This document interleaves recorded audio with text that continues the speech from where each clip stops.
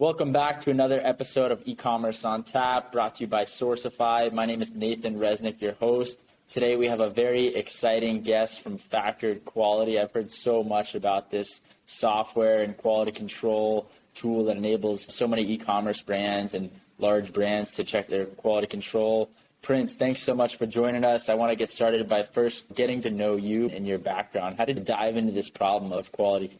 Yeah, absolutely. Thank you so much for having me, Nate. You're a legend in the commerce and supply chain world, so it's always great to be here. My name's Prince. Like you said, I'm founder and CEO of a company called Factored Quality. My background, actually, I'm an engineer through and through. So I got my undergrad degrees in Cleveland, Ohio, at Case Western in mechanical and aerospace engineering. And I thought for the rest of my life I was going to go and be an aerospace engineer.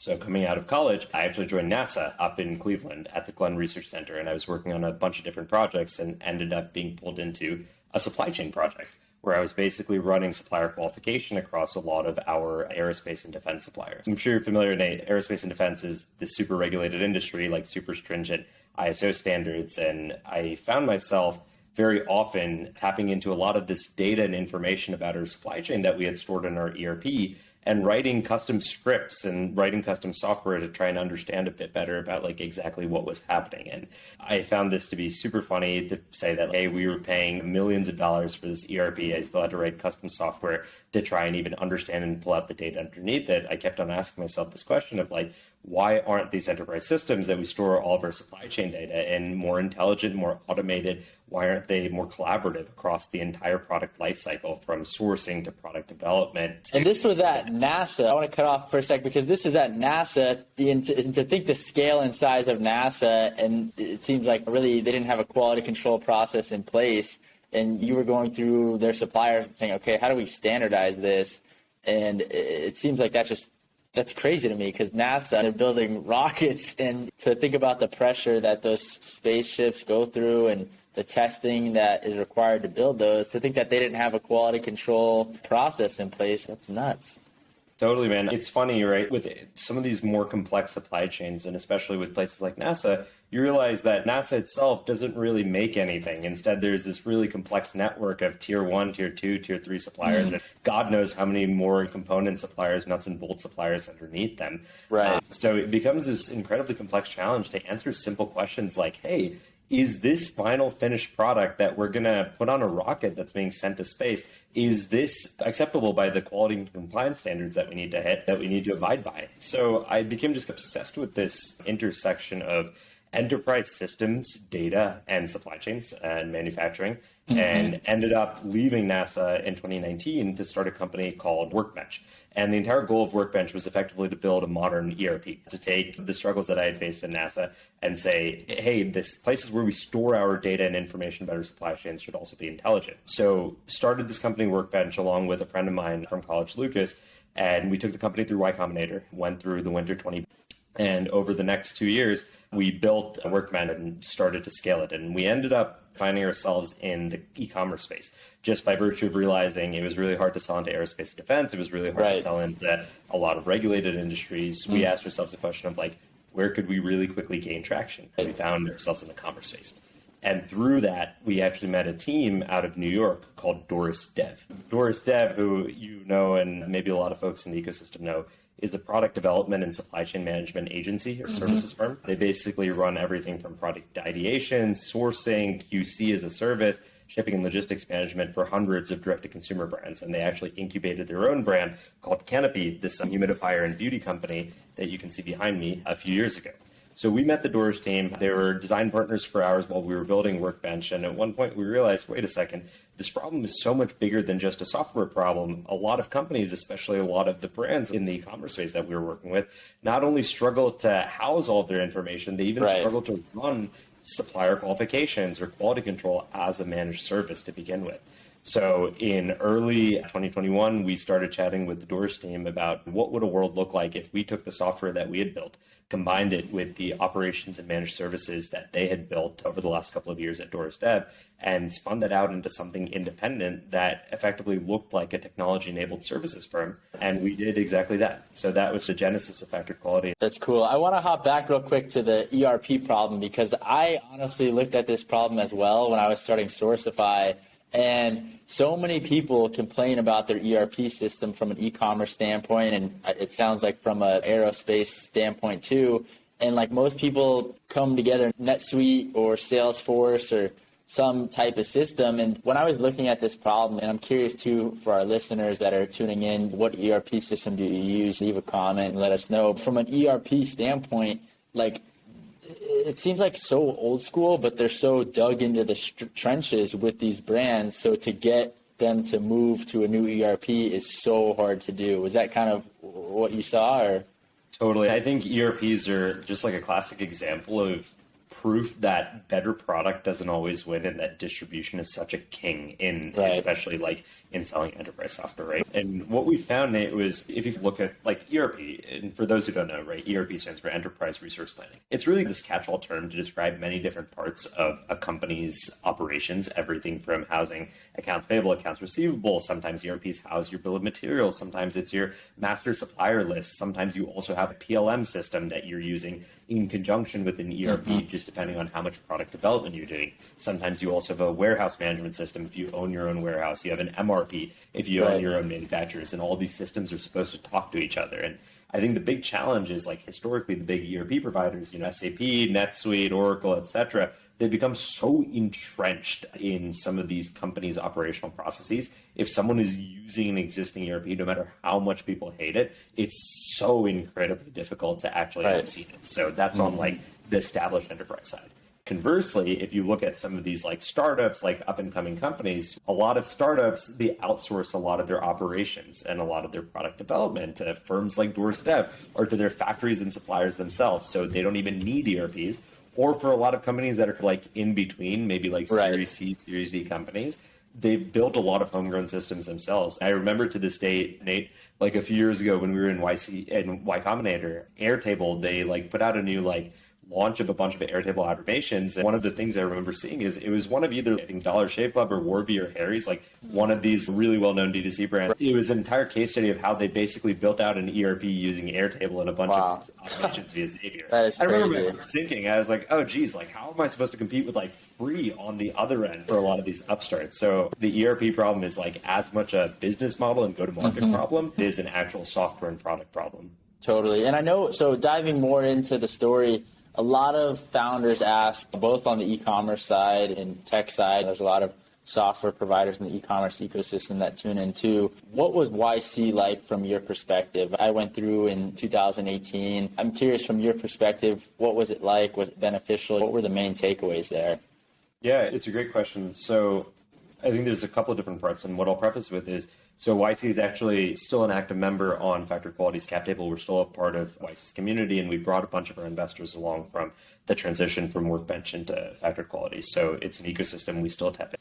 I would say the single most beneficial thing about YC is how much they really enunciate this notion of focus. And I think that's something that like it's so easy to get distracted by, right? Like you can talk about partnerships, you can talk about the new product features you're building, you can talk about like this, that. When you show up to your office hours every YC session, it's what is your one-liner? Okay, this is my one-liner. What are you building? Okay, this is what I'm building. Who do you sell to? This is who I sell to. How much were you doing in revenue or whatever is your North Star metric last week? This is how much I was doing. How much are you doing this week? I'm doing 20% more. I'm doing 10% less.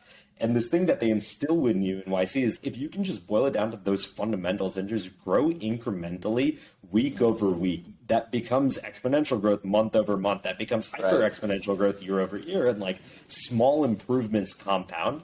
I think that's something that's so hard to intuitively understand. Like humans are just terrible at understanding power laws. Right? And until you can break that down to say like linear change on a weekly basis becomes exponential change on a monthly basis, that's the beauty of YCs. They boil it down and they just like hammer that into there's no tomorrow. I think that's one of the takeaways during.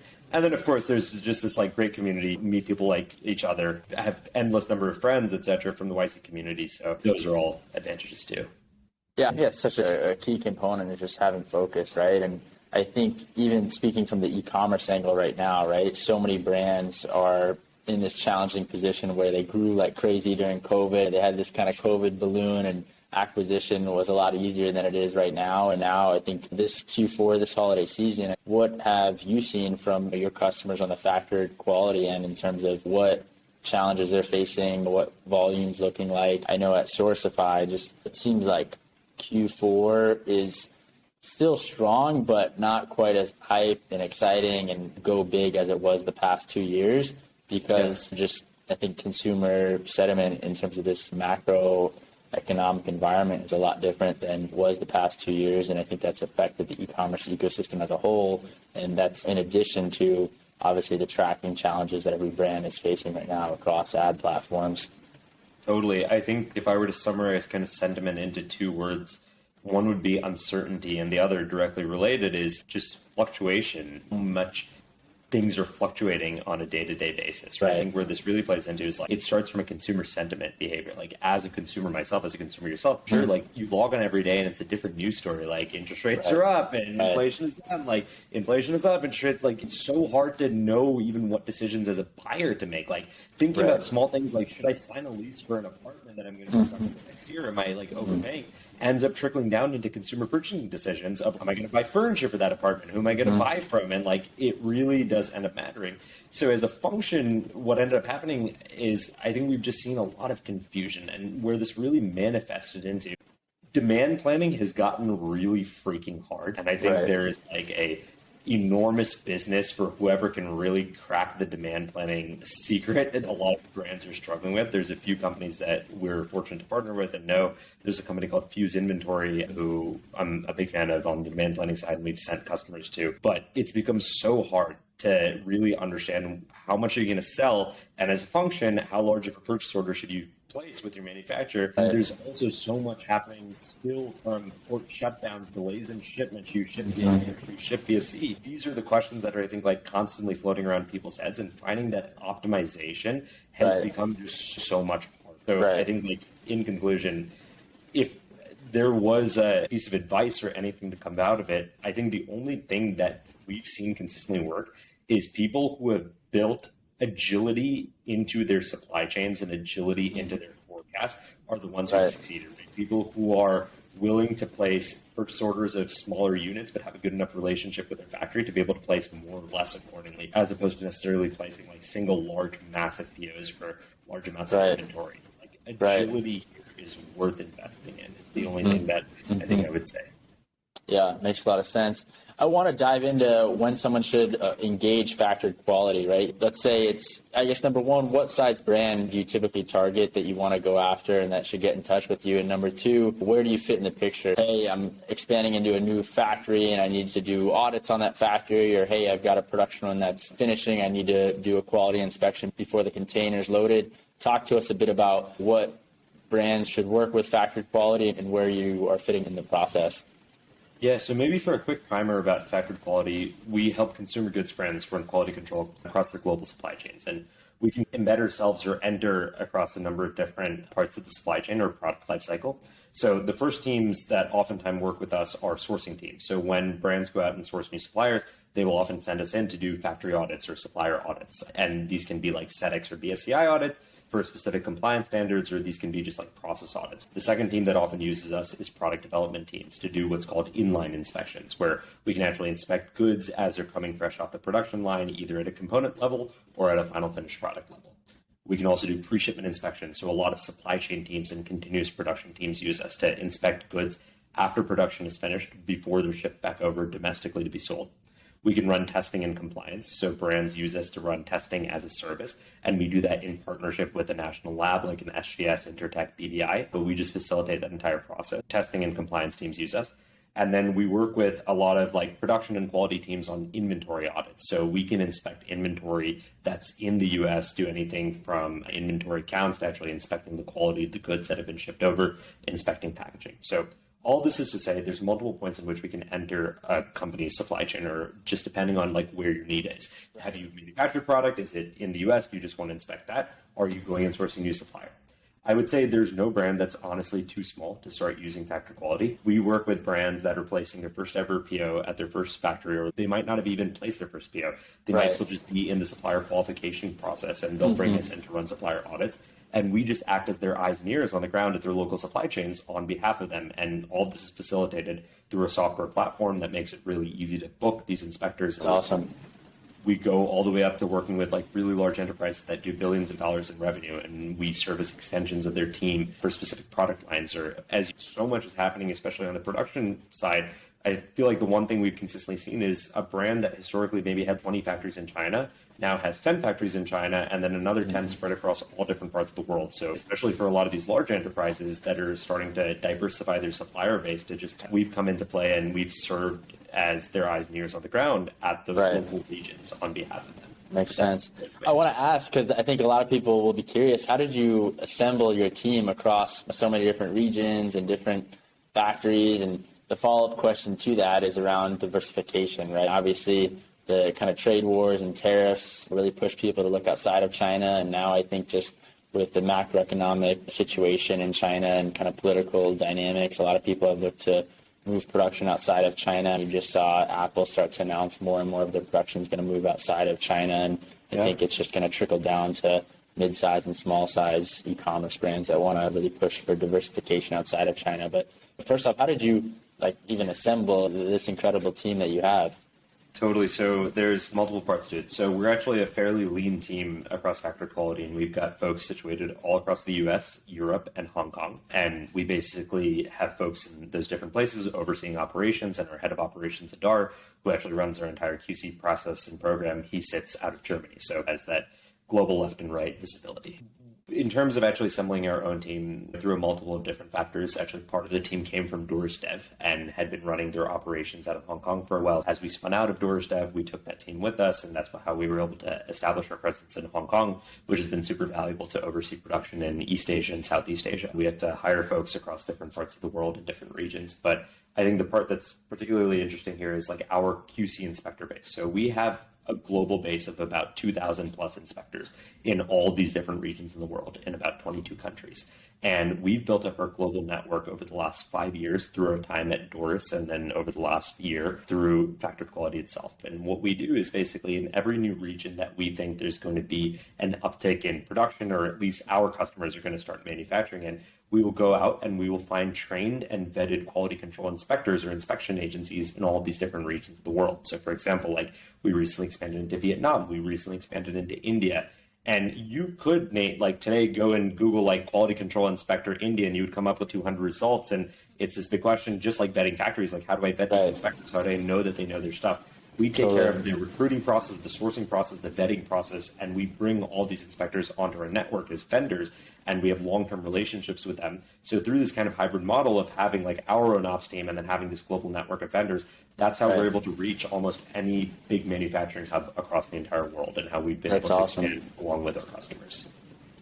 That's great. And then in terms of diversification, what's the current pulse that you're seeing amongst your customers, and then just kind of your general pulse in terms of what you're seeing in the media and from your team globally? Should an average e-commerce brand really be looking outside of China? And if so, what kind of parameters should they be looking at to diversify outside of China? Yeah, I think as with many of these large like geopolitical macro topics, there's a whole lot of nuance to it that I'm sure you saw firsthand during your Sourcify time and like still are seeing firsthand. And the answer, I think, is it really depends on what you care about, right? What I mean by that is I do not think that there will ever be an end to Chinese manufacturing. I think there will be specific product categories that will always thrive in China. For example, what we've seen is like consumer electronics will probably continue to be centered in Shenzhen. Like they've developed so much CapEx infrastructure in certain regions that it just doesn't make sense. Also, there's just a whole lot of institutional knowledge that's housed in these specific regions of the world. And there's an entire other argument around like what happens with an aging Chinese workforce. And we're seeing that right now, which is what we saw in the US over the last like 10 and 15 years in certain industries like automotive manufacturing and in processes like welding. And we're starting to see that across certain product categories in China. So I think that's like a separate conversation. But I think what we are seeing is a few different product categories going to different parts of the world. We're seeing like a lot of footwear and apparel moving to Korea, Indonesia, India, Pakistan, Bangladesh. We're seeing a lot of like automotive actually move to Mexico, South America. I think a lot of food and beverage has and will continue to be done in the US because I think there's like a nuanced understanding of even what is your unique product development cycle, right? For a food and bev company where a whole lot of your IP is your taste, your texture of the food, you want to be near your co-packer or at least near your filler or your final assembler to be able to go into that really close feedback loop on a product development cycle. Maybe you'll source your cans or your bottles or your labels or your packaging from China or from a different part of the world, but your final production and assembly may be done in the US. So I think the answer just really goes back to it depends on product category. It depends on how tolerant you are to cost and how much cost as opposed to necessarily like shipping risk is important to you, right? Like you can probably drive down your COGS producing in China. You might increase your shipping risk and be a little bit less agile in terms of like how quickly can you get production fulfilled to your final end customer. So these are just like, it's a multidimensional problem. And I think as a founder, it's really critical to be like hyper thoughtful of this multidimensional problem and decide what is critical to you and what is critical to your brand and what does your operating model and your cash flow look like right now to be able to make these decisions. Totally. That's a great answer. It makes a lot of sense. I want to wrap up here with one kind of final question that's more a case study for factored quality. I assume helped Canopy, which is this humidifier brand that you have behind you, just take off like a rocket ship. So I'm curious to learn, number one, a bit about the product development process and branding and marketing process in terms of how this e-commerce brand really went from 0 to 100 really fast. I've seen it all over online and know a lot of people have talked about it in the news. So I think it's a incredible product that's come out of Doris Dev, and I assume factored quality had a large part in making sure that product was produced to meet its quality standard. So if you can just give a glimpse inside for people of how did that product come to be, what was the launch strategy, and then how did factored quality help out and make sure that product was... Yeah, full disclaimer, like Canopy is its own team, and there's folks from the Doris and Canopy team who can speak about this way better than I can, but maybe just to give like a 10,000 foot insight here. I think the really unique thing about Canopy was they found a very particular niche in Canopy's case at the intersection of wellness and beauty that they really wanted to build in, and they saw a gap there. And especially at the price point that they're building from a COGS perspective and then selling Canopy at, it was really this instance of striking upon gold, or at least so it may seem from the outside, but there was a ton of thought and effort put into it. It wasn't just, we want to build a humidifier brand. It was like, okay, how do we position this in a way that no one else really has? And if you go to Canopy's website, there's a whole bunch of use cases like Canopy for like new moms, Canopy for babies, Canopy for the effects and benefits of like humidifiers for skincare. And I think one of the things that Canopy has done really well and like lending into where factored quality plays is they've really focused on this notion of what is it that we at Canopy want to own and what else can we outsource to different vendors and service providers in the ecosystem to maintain that agility and run lean. So for example, like what Canopy is phenomenal at is brand and marketing and telling its story and positioning in the market, right? But then to actually execute, they depend on different agencies and different service providers. Doris Dev actually does the product development for Canopy, and then same thing on the marketing side, same thing on the growth side, same thing on the ad side, and then factored quality on the quality control and production oversight side. So it really is this team effort, but I think like one of the, going back to like YC's lesson about focus, right? I see a lot of the time, and I'm guilty of it myself, of just doing too much, wanting to own too much. And I think the thing that's you've got to be hyper cognizant of is we all have 24 hours in a day. We need to eat, sleep, rest, and spend some time with family. So in those remaining hours of the day that we're working, it's critical for us to decide what is the most important thing for us to work on and own at this moment in time, and then ask that question, is there someone who can do all the different parts of our product lifecycle better than we can? So I think if you can be hyper diligent at that, you can build yourself a healthy, flourishing business the way that Canopy has. Prince, I think my takeaway from this conversation is we all need to focus more. I appreciate you coming on. This has been a really enjoyable conversation. And where can people find you? Yeah, I appreciate that a lot. It was great to chat, Nate. We're at factoredquality.com. We're on LinkedIn. I'm on Twitter. I think at Prince Ghosh 97. So please feel free to reach out if there's any way that we can help. Awesome. Thank you again, Prince. Awesome. Sounds good. Take care, Nate. Thank you for listening to E-Commerce on Tap, brought to you by Sourcify. If you could like and subscribe, we'd greatly appreciate it. And please keep an eye out for our next episode.